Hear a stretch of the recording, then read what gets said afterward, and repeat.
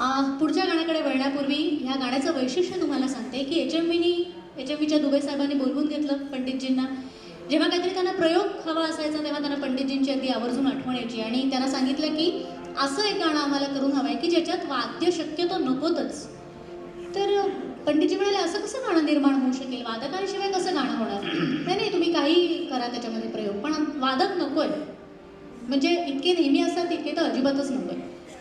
तेव्हा हू जो बंदिश आठवली पंडितजींना आणि शांताबाईंना त्यांनी घरी बोलवून घेतलं आणि म्हणाले की ह्याच्यावर लिहून हवंय, चाल ही तयार आहे.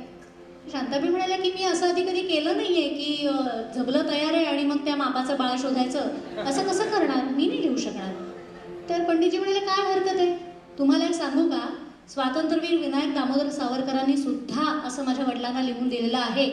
मला काय सांगता काय, म्हणे हो, संन्यस्त खड्गसाठी शतजन्म शोधिताना शतार्थी व्यर्थ झाल्या, ही चाल तयार होती माझ्या वडिलांची आणि त्याच्यावर सावरकरांनी हे शब्द दिलेले आहेत, त्यांनी लिहिलंय, मग तुम्ही का नाही म्हणताय.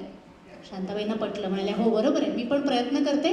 आणि प्रयत्न कसला हो, 2 क्षण पुरेसे असतात. अशा प्रतिभावान कलाकारांना तिथल्या तिथे ती बंदिश ऐकून पहिला त्याच वजनावर बरोबर बसणारा शब्द शांताबाईंनी दिला, जीवलगा. ही आर्त साध त्या स्वरांमधून पोचली आणि पुढे अख्खं गाणं निर्माण झालं जे आपल्या मनाचा कायमच वेध घेतं. यानंतर सुद्धा असंच एक आर्त गीत आपण ऐकणार आहोत. शब्द आहेत कवी ग्रेस यांचे आणि ग्रेस कायम असं म्हणतात की माझ्या शब्दांना पुरेपूर न्याय कोणी दिला असेल तर तो पंडित हृदयनाथ मंगेशकरांनी. ऐकूया आपल्या डोळ्यासमोर एक शब्दचित्र उभं करणारं असं हे गाणं.